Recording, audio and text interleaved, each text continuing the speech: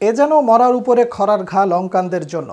একে তো 2-2 হেরে তাকিয়েছিল আজকের ম্যাচে, সেই স্বপ্নটাও ভেস্তে গেল বৃষ্টিতে ভেসে।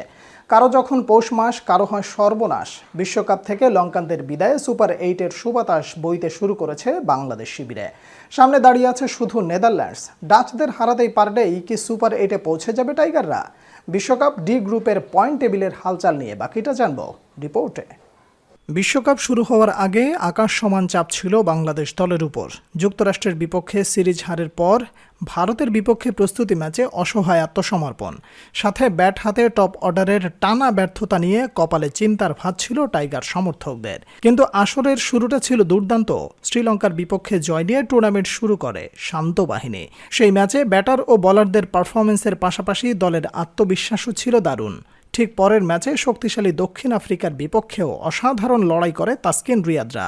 যদিও আম্পায়ারের একাধিক বিতর্কিত সিদ্ধান্তের কারণে শেষ মুহূর্তে ম্যাচ হারতে হয় শান্তদের। তবুও এবার সুখবর পেল বাংলাদেশ। গ্রুপ ডি থেকে এখন সুপার 8 নিশ্চিত করার পথে টিম টাইগার্স, যেখানে বাংলাদেশের পথটা সহজ করে দিয়েছে শ্রীলঙ্কা ও নেপাল।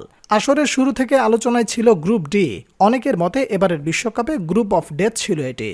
দক্ষিণ আফ্রিকা, বাংলাদেশ, শ্রীলঙ্কার সাথে নেদারল্যান্ডস ও নেপালের মতো দল ছিল এই গ্রুপে। সেখান থেকে টানা 3 ম্যাচ জিতে শেষ 8 প্রায় নিশ্চিত দক্ষিণ আফ্রিকার। বাকি 1 ম্যাচ জিততে পারলেই তারা হয়ে যাবে গ্রুপ চ্যাম্পিয়ন। বাকি 3 দলের মধ্যে এখন গ্রুপ রানার্স আপ হওয়ার সম্ভাবনা বেশি বাংলাদেশের। সেই পথটা আরও সহজ করে দিয়েছে আজ শ্রীলঙ্কা ও নেপালের ম্যাচ। বিশ্বকাপের 23তম ম্যাচে মুখোমুখি হওয়ার কথা ছিল ডি গ্রুপের বাংলাদেশের 2 প্রতিপক্ষ নেপাল ও শ্রীলঙ্কার।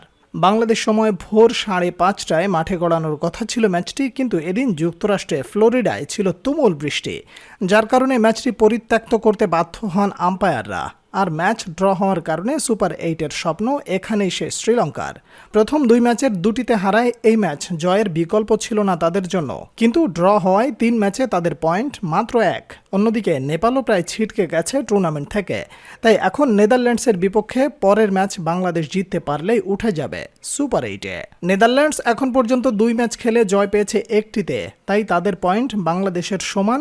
2 হলেও রান রেটের বিচারে অনেক পিছিয়ে আছে তারা। তাছাড়া টাইগারদের শেষ ম্যাচ নেপালের বিপক্ষে, সেখানে জয় পাওয়ার সম্ভাবনাই বেশি। অপরদিকে নেদারল্যান্ডসের বাংলাদেশের বিপক্ষে জয়ের সাথে শ্রীলঙ্কার বিপক্ষেও জিততে হবে। সেখান থেকে তাই বলা যায় টাইগারদের সুপার 8-এ খেলা প্রায় নিশ্চিত। এর বাইরে দলের বর্তমান মানসিক অবস্থাও বেশ দারুণ। প্রথম 2 ম্যাচে বোলারদের পারফরমেন্স ছিল দুর্দান্ত। ব্যাট হাতে হৃদয় রিয়াদরা ধারাবাহিক, পাশাপাশি লিটন ও শান্ত ফর্মে ফেরার আভাস দিচ্ছেন। এখন যদি সেমিফাইনালের আগে টপ অর্ডার নিজেদের চেনা ছন্দে ফেরে, তাহলে যে কোনো দলকে হারানো সম্ভব। তাই সুপার 8-এ বাংলাদেশ ভালো খেলে সেমিফাইনালে উঠবে এমন প্রত্যাশা সকলের। এর পাশাপাশি বিশ্বকাপের উইকেটগুলো আশা দেখাচ্ছে সমানভাবে, কারণ প্রায় সবগুলো মাঠের উইকেট অনেকটা মিরপুরের মতো। আর এমন পরিবেশে যে কোনো দলের জন্য ভয়ের কারণ হতে পারে টাইগার ক্রিকেটাররা, যার উদাহরণ দক্ষিণ আফ্রিকার বিপক্ষে ম্যাচ। এখন দেখার পালা বাকি 2 ম্যাচ কি করে তারা।